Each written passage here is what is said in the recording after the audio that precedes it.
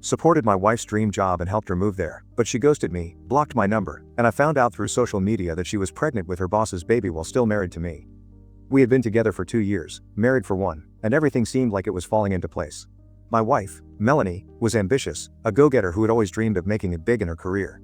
I admired that about her and made it a point to support her in every way possible. That's what a husband is supposed to do, right? When Melanie got an unexpected opportunity to work at an elite firm in Europe, it was a mixed bag of emotions for me. On the one hand, I was thrilled for her, this was her dream. On the other hand, the idea of being apart for such a long time filled me with dread. But Melanie was ecstatic, and seeing her so excited made me push my worries aside. I told her she had to go, that I'd hold down the fort while she chased her dreams. In the months leading up to her departure, I became her biggest cheerleader. I took on more responsibilities at home so she could focus on preparing for her new role. I even helped her pack, researched the best neighborhoods for her to live in, and dealt with all the boring logistics she hated. Watching her board the plane was tough, but I comforted myself with the belief that this was just a temporary hurdle. At first, we stayed connected. Melanie would call every evening, telling me about her new colleagues, the office dynamics, and the city's charm. I'd share updates about life back home, and we'd laugh over our inside jokes. But over time, the calls became less frequent. I figured she was just busy adjusting to her new life. Then her texts started to feel distant, like they were written out of obligation rather than genuine interest. I'd ask her how she was doing, and she'd reply with one-liners. Whenever I brought up a time for us to visit each other, she'd dodge the question, saying it wasn't a good time yet. I tried to shake off the uneasiness creeping into my thoughts. Long-distance relationships were hard, everyone knew that. I told myself that Melanie was just settling into her new life and needed space to adjust. But the signs became harder to ignore. Weeks turned into months, and her communication dwindled to almost nothing. Calls went unanswered, messages left unread. I started to panic, wondering if something terrible had happened to her. Then, she blocked me. It was a small, sharp knife that sliced through my chest. I remember staring at my phone in disbelief, refreshing her profile, hoping it was some kind of mistake. But it wasn't. Her number was disconnected, her social media profiles were gone, and every trace of our connection was erased. I asked my friends and family to check her social media. Her account was temporarily deactivated. I spent days trying to make sense of it, shifting between anger and heartache. Had I done something wrong? Was this her way of telling me our marriage was over? I reached out to her family, but they claimed they didn't know much. Her mother was vague, brushing me off with awkward excuses about Melanie's demanding schedule and social media distracting her. I couldn't sleep. Every night, I scrolled through old pictures of us on my phone, searching for clues. The silence was unbearable. My mind ran wild with worst-case scenarios, but nothing prepared me for what I was about to discover. I had considered flying out, but I didn't know where she was staying anymore. I had contacted the landlord of the place I had set up for her, and he said that she moved out weeks ago. I tried to contact her company, but nothing came of it. She didn't work at the company she spoke so much about. I had called multiple times. I thought of registering a police complaint, but her mother stopped me from doing it. She told me that Melanie was fine and just needed some space, and to tell everybody else the same. She said she would contact me when she was ready. I was so confused. But I waited. Around a month had passed, and I had tried to contact her in every which way possible. I was scrolling through social media when I saw it.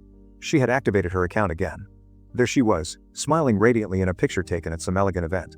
Her hand rested protectively on a baby bump. The caption read, "Starting a new chapter with the love of my life." Beside her stood a man I recognized vaguely from her office photos. Her boss. The post hit me like a freight train. My wife, the woman I had loved and supported, had not only abandoned me but had moved on entirely. She was pregnant. Married? Smiling like I never existed. She was still married to me legally.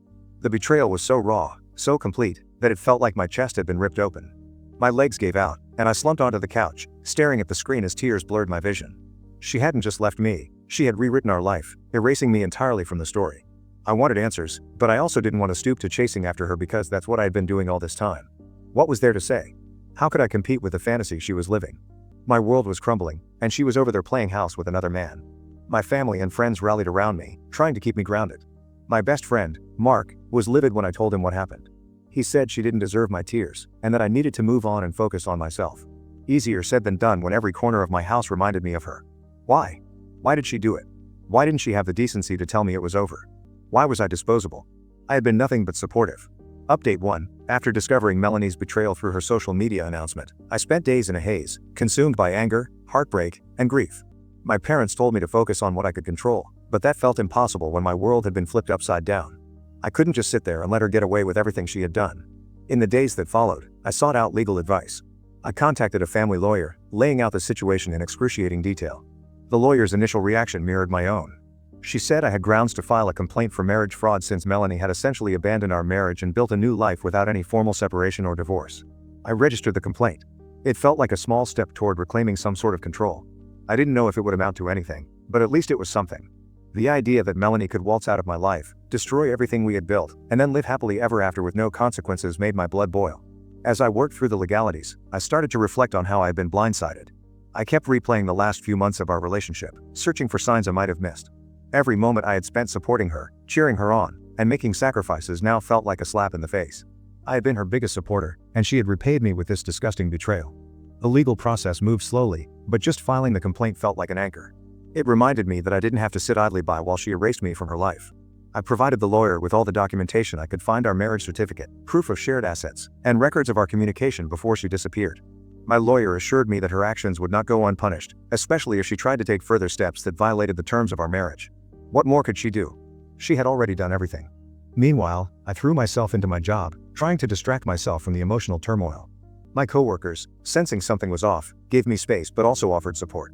One colleague left a coffee on my desk with a note that read, "You've got this." It wasn't much, but in that moment, it felt like a lifeline. As time passed, the anger I felt toward Melanie began to outweigh the sadness. I started to see her for who she really was: a selfish, manipulative person who cared more about her ambitions and desires than the people who loved her. Melanie only ever cared about herself. Update 2. Just as I was beginning to let go, Melanie reappeared in the most unexpected way. It had been 6 months since I last heard from her. One evening, as I was sorting through some bills, my phone rang. The number was from Europe. On the other end of the line was Melanie. Her voice was shaky, and I could hear the sound of muffled sobs in the background. She said she needed to talk to me, that she was in trouble and didn't know who else to turn to. She confessed that her perfect life in Europe had crumbled to dust.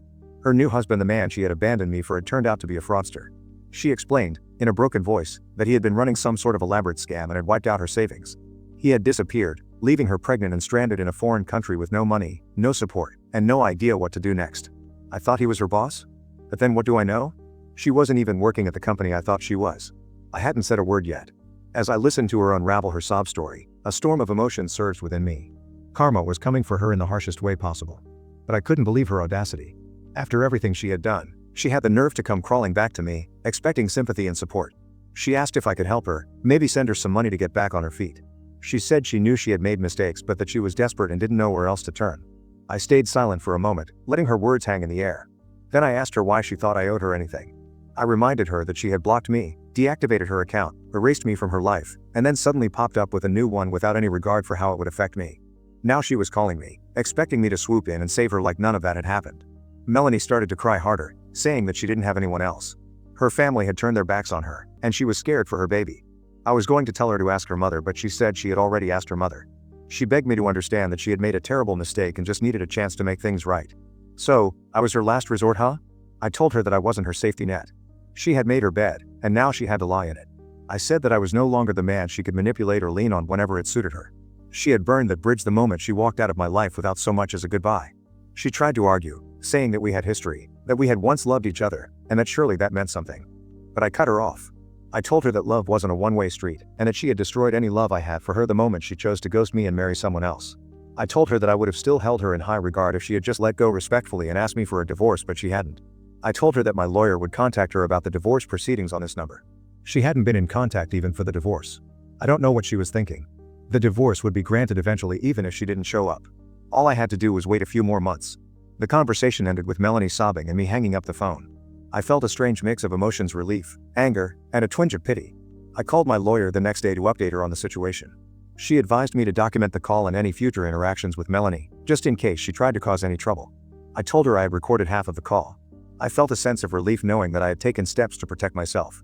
Update 3. When Liza called, her voice carried an air of urgency, as though she were on a noble mission to right a wrong. She introduced herself curtly and launched into her plea without wasting time. She said Melanie was in dire straits, barely scraping by in a shelter, pregnant, and emotionally shattered. Liza said Melanie had told her how supportive and kind I'd been during our marriage, and she couldn't understand why I was refusing to step up now. Her tone turned sharp as she accused me of abandoning Melanie in her hour of need, painting me as cold and unfeeling. I let her finish her tirade before I spoke, my voice steady but laced with the frustration bubbling under the surface. I asked her a simple question: was she the one who had encouraged Melanie to leave me in the first place? Liza stammered, caught off guard. She tried to deny it, saying she had only ever supported Melanie's decisions because she thought Melanie was doing what was best for her. I cut her off, and told her that supporting someone doesn't mean blindly cheering them on when they're making reckless, destructive choices. I asked her if she was also the one who helped Melanie craft the glowing social media post announcing her new life, the new husband, the baby on the way, the fresh start in Europe. Did she help Melanie draft the perfect captions to rub salt in my wounds while Melanie played house with her new man? Liza tried to deflect, saying that Melanie had been swept up in the whirlwind of her new relationship and that everyone makes mistakes. Her tone became defensive, as though she were trying to paint herself as an innocent bystander. I told her that if she was so concerned about Melanie's well-being, she should step up and take her in herself. I asked if she was willing to provide Melanie with a roof over her head, food, and emotional support while she sorted out her mess. Liza sputtered, claiming she didn't have the money or resources to take Melanie in. She said she wished she could help more, but her circumstances didn't allow it. That was the moment I lost my patience. I told her flatly that it was convenient for her to preach about compassion and responsibility when she wasn't the one being asked to clean up Melanie's mess. I said her sudden concern for Melanie rang hollow when she wasn't willing to put her money or her time where her mouth was. Liza tried to interrupt, saying I didn't understand the full picture. I cut her off again. I told her that I understood perfectly. Melanie had made her bed, and now she was expecting me to lie in it for her while she dug my grave next. And now, Liza, who had likely encouraged her selfish choices, was trying to guilt me into taking responsibility for someone who had treated me like a disposable backup plan. I told her that if she or anyone else continued to harass me about this, I would have no choice but to involve my lawyer. I wasn't bluffing. I had already spoken to my attorney about the situation, and we were well within our rights to file for harassment if the calls and messages didn't stop. Liza's tone shifted immediately. She tried to backtrack, saying she wasn't trying to harass me but was only looking out for Melanie. She said she didn't mean to upset me and just wanted to open a dialogue. I wasn't buying it. I told her that dialogue went out the window when Melanie chose to ghost me, marry another man, and flaunt her new life without so much as a shred of decency. I told her that I didn't know Melanie or anyone connected to her or anything. Liza's voice wavered as she tried one last desperate appeal. She said the baby didn't deserve to suffer for Melanie's mistakes and that I could make a real difference in the child's life by stepping up. That hit a nerve, but not in the way she intended. I told her that I felt for the baby, but it wasn't mine. I told her if Melanie's new husband didn't feel for her or the baby, then why should I? I asked her if I had fool written on my head. I said it was Melanie's responsibility to figure out what kind of life she wanted to provide for her child, not mine. Liza was silent for a moment before mumbling something about how she hoped I would reconsider. Her voice was trembling now, as though she realized she had lost whatever moral high ground she thought she had. I ended the call with a final statement. I told her that if she contacted me again, I would follow through with my legal threats. I told her that my life didn't revolve around cleaning up the messes of people who had no regard for me, and I wasn't going to be dragged down by Melanie's poor decisions. After hanging up, I felt a mix of frustration and relief. It was exhausting having to defend myself against people who refused to see the full picture. Liza's audacity was almost laughable. She had called me cold and unfeeling, yet she wasn't willing to lift a finger to help Melanie herself. It was clear that Liza, like Melanie, was used to passing the buck, expecting others to shoulder the weight of their poor decisions. But I wasn't going to be their scapegoat. For so long, I had been the supportive partner, the one who always put others first. But Melanie's betrayal had forced me to reevaluate what I was willing to tolerate in my life. I realized that I had spent too much time trying to fix things that were broken beyond repair, and it was time to let go. Update 4. When Melanie's mother called, I braced myself for yet another attempt at manipulation. She didn't waste any time before jumping to Melanie's defense, her voice dripping with condescension. She claimed I was being heartless and vindictive by not helping Melanie during her time of need. She said a real man would step up, no matter what happened in the past. I listened for a moment, letting her dig her hole deeper, before cutting in.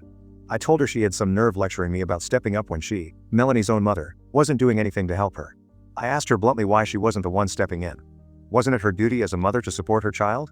Her response was riddled with excuses. She said she didn't have the financial resources and that she had tried her best. Her voice faltered as she tried to justify her inaction, claiming she couldn't possibly take on such a burden at her age. I told her that her words sounded hollow just like Liza's. I'm sure she knew who she was. I asked her if she had actually given birth to Melanie or just picked her up off the street because her lack of loyalty and character suggested the latter. Even homeless people, I said, often show more loyalty and care for each other than Melanie had ever shown me or than she, as a mother, was showing her daughter now. Her indignant sputtering only fueled my frustration. I questioned how she had raised Melanie to become someone who thought it was acceptable to betray and abandon people left and right. I said it was no wonder Melanie had made such a mess of her life when she had such an example to follow. Her tone turned defensive as she tried to claim she had done her best as a mother. She said Melanie had always been stubborn and difficult, as though that absolved her of any responsibility. I didn't let up. I asked her if she, too, had gone through 3 or 4 husbands like Melanie and if that was why Melanie thought it was perfectly fine to treat relationships like disposable commodities. The line went silent for a moment before she snapped back, saying I had no right to judge her or her family. I laughed bitterly and told her I wasn't judging, I was stating facts. I said Melanie had made it crystal clear what kind of person she was when she ghosted me, married another man while still being married to me, and flaunted her new life on social media without so much as a shred of decency. I told her I didn't want to hear any more excuses for Melanie's behavior. Her voice wavered as she tried to change tactics, appealing to my sense of compassion. She said Melanie was pregnant, scared, and alone in a foreign country, and that it wasn't fair to punish her for mistakes she now regretted. I stopped her there. I told her Melanie's regrets were her own to deal with, not mine. If she truly felt sorry for what she had done, she could prove it by showing up in court and facing the consequences like an adult. I warned her not to dare blame me for Melanie's predicament. I reminded her that I had been nothing but supportive during my marriage to Melanie and that I didn't deserve the betrayal I had endured. I said that if she or anyone else in their family thought they could guilt me into taking Melanie back, they were sorely mistaken. I told her that if she was so desperate to help Melanie, she should do it herself. I asked her why she wasn't offering to bring Melanie home, give her a place to stay, and help her get back on her feet. She stammered something about not having the means, but I cut her off. I said her excuses sounded an awful lot like the ones Melanie had given me. She tried one last time to guilt me, saying that Melanie's child didn't deserve to suffer for her mother's mistakes. I told her that was something Melanie should have thought about before making the choices she did. I told her I wasn't going to care for a child that wasn't mine. While some people like her might be okay with it, I wasn't. Then I delivered my final blow. I told her flatly that I don't take trash back, no matter how pitiful it tries to look. I ended the call with a warning that I wasn't going to be dragged into their mess any further. I told her to tell Melanie that if she was so good at finding new husbands, she could find another one to clean up after her. And I reminded her that Melanie could show up in court if she had anything to say to me. How can people be so shameless? Why hadn't I seen these character traits before? It's true what they say, when you're in love you look at everything with rose-colored glasses. Update 5. Melanie finally made it back. Word got around quickly through gossip in the family and acquaintances, though I was no longer interested in being part of it. From what I gathered, Melanie's mother had finally stepped up, not out of maternal instinct but out of desperation to save her own reputation. After realizing that I wasn't going to budge, she sent Melanie the money to return home. It was poetic in a way. The same mother who tried to shame me for not taking Melanie back had to foot the bill herself. I had no sympathy. Melanie had burned every bridge she'd ever crossed, and now she was standing on the smoldering remains with nowhere to go. By the time Melanie set foot on home soil, the divorce had already been finalized. She didn't contest it. She couldn't, not after all the evidence I'd piled up. The court had ruled in my favor almost entirely. Melanie owed me a substantial amount of money as part of the settlement, an amount she had no way of paying anytime soon. That wasn't all. The legal fallout from her escapades in Europe had caught up to her. The fraud complaint I filed had led to an investigation, and the authorities had pieced together the mess she and her lover had created. The phone conversation between her and me was damning. They painted a vivid picture of her lack of remorse, her audacity, and her willingness to manipulate anyone who stood in her way. The judge didn't hold back. During the sentencing, he called out Melanie's complete absence of accountability. He said she showed no remorse for the pain she had caused, not just to me but to others she had deceived along the way. Her lawyer tried every trick in the book to get her a lighter sentence, arguing that she was heavily pregnant and that jail time would be unduly harsh. It didn't work. The judge handed down a 1-year sentence, stating that Melanie's actions were deliberate, calculated, and selfish. The pregnancy didn't absolve her of responsibility. If anything, it made her choices even more reprehensible. Melanie had given birth shortly before starting her sentence. From what I heard, the baby was a girl. She was left in the care of Melanie's mother while Melanie served her time. I couldn't help but feel sorry for the child, who had been brought into the world under such chaotic circumstances. I hoped, for her sake, that someone in that family would rise to the occasion and give her a better life than her mother had. But as far as I was concerned, Melanie's story ended there. I had washed my hands off her entirely. The court proceedings, the endless drama, the emotional toll, it was all behind me now. When I think back on everything, I'm struck by how much I've learned about people, about trust, and about resilience. Melanie's betrayal had nearly broken me, but it also forced me to confront my own strength. I've been put through the ringer, but I came out the other side with a clearer sense of who I am and what I will and won't tolerate in my life. Update 6. I know there are those who might say I should feel some satisfaction in how things turned out for Melanie. But the truth is, I don't. It's not about revenge. It's about closure. Melanie's choices led her down a path of self-destruction, and I've chosen to walk a different path entirely. I've started to rebuild my life, focusing on the things and people that truly matter. I've reconnected with old friends, pursued new opportunities, and even started to think about what the future might hold for me. I've stayed off relationships. I'm taking therapy. I don't know the reasoning of why she had left me so cruelly. I get wanting to have a better life, but she could have done it decently. As for her, well, I hope she finds a way to make peace with herself someday. Not for my sake, but for the sake of that little girl who didn't ask to be born into this mess. Let this be a lesson to anyone reading this. Never let someone's betrayal define you. Learn from it, grow from it, and move on. Because at the end of the day, you're worth so much more than the lies and deceit of others. This is my last update.